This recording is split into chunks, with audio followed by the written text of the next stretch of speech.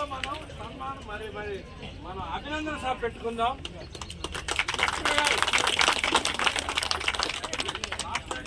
ఆరోగ్యంగా బాగా వీళ్ళంతమంది నడిపిస్తున్నారు.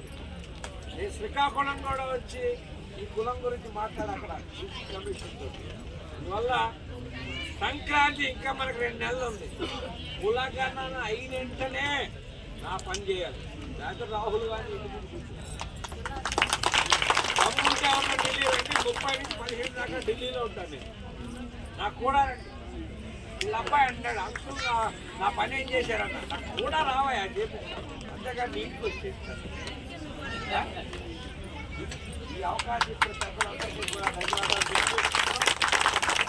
దీని ద్వారా నేను కూడా సమాజంలో ఒక మంచి ఎవరింటి గాడు చేసుకుంటాడు, ఎవరి పిల్లలు గాడు చేసుకుంటాడు.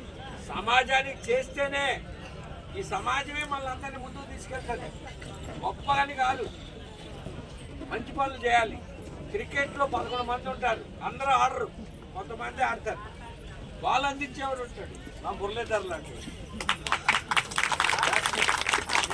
నేను బ్యాట్స్మెన్ కొడతా. చాలా సంతోషం. నేను ఇవాళ ఇప్పుడు ఎక్కడికి వెళ్తాను తెలుసా?